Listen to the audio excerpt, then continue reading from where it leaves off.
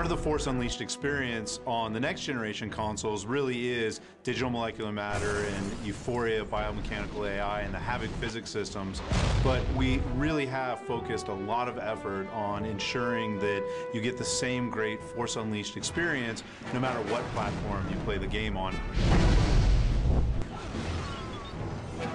So the PS2, PSP, and Wii versions are being built by a company called Krome Studios out of Australia. One of the things we've strived for at Krome in developing Force Unleashed is making sure that no matter what platform you're on, whether it's the PS2 or the Wii or the PSP, that you're just totally feeling empowered.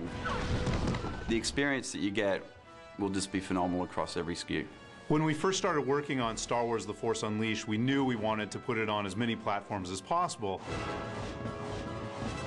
But we also made the decision to ensure that each platform was going to be unique and different in its own right.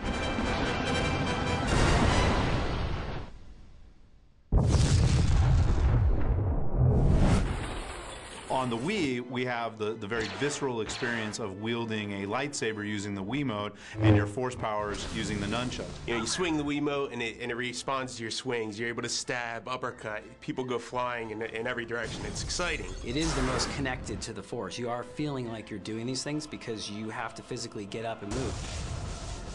I mean, there's this combination after combination using the Wiimotes that actually just take it to another level. So it was both designed to be simplistic, but also very, very deep the more you went into the game.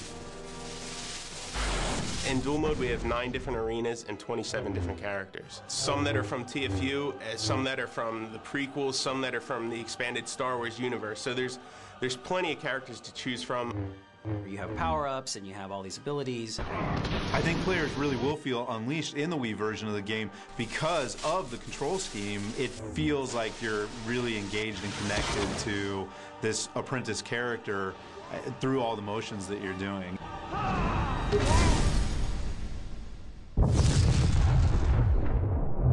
So the great thing about working with Krome has been giving them an opportunity to develop some unique content. So there's locations, there's characters, there's places on those platforms you're not going to see anywhere else.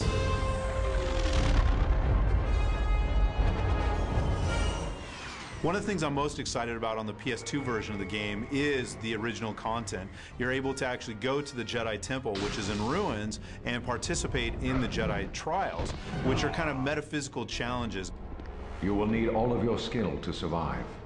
So the apprentice will go there and will confront spirits of long-dead Jedi, and I think Krome has done an absolutely amazing job designing some very cool Sith enemies that you can actually fight.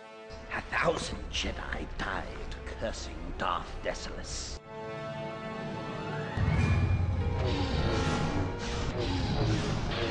This console's been around for a long time, but we're still pushing the envelope. We went back and we built a new physics solution from the ground up so you can have tons of ragdolling enemies flying across the screen. You can pick up 20 or 30 things in a room at one time, and they're all moving in motion, and they look real. It looks like real physics, and that's something I never thought we could do on a PS2.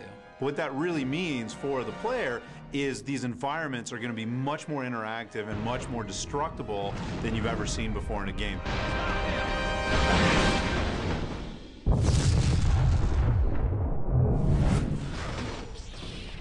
Early on, we knew we wanted to do a PSP version of the game, but we wanted a mode that players could just kind of pick up and play that really would harken back to all of the films and give, the PSP owner something special and unique and new. So we came up with this idea of historical missions.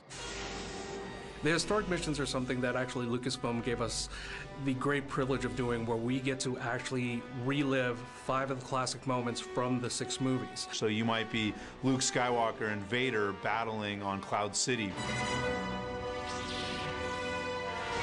But rather than just having the powers that we saw in the film, you actually have all these unleashed powers. You have repulse, you have lightning, you have a really supercharged force push.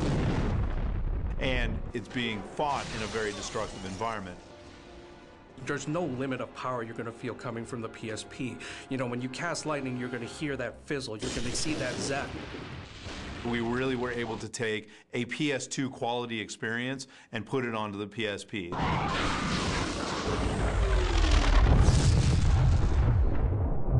And the DS version is being developed by a company called Endspace.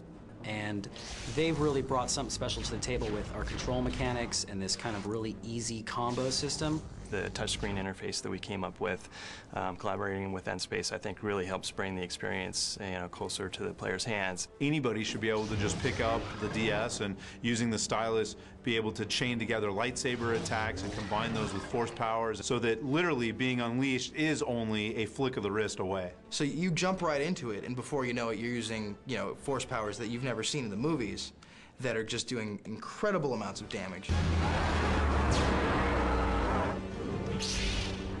We have a couple different multiplayer modes, more of a standard deathmatch on the DS. We also have more of a duel-based multiplayer mode where it's sort of there's a back and forth and a sway meter, and whoever gains the advantage kind of unleashes themselves, and it's really a lot of stuff in one small package.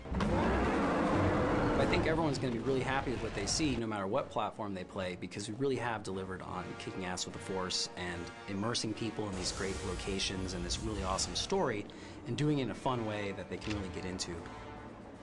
You're going to feel powerful right off the bat, and that's, kind of at the core, that's what TFU is about, to feel like the most powerful Jedi or the most powerful Force wielder of all time. Each platform is delivering the same great story. Each platform is delivering an Unleashed experience. They all do it very differently, but they manage to make you feel like Darth Vader's secret apprentice who's on this epic journey.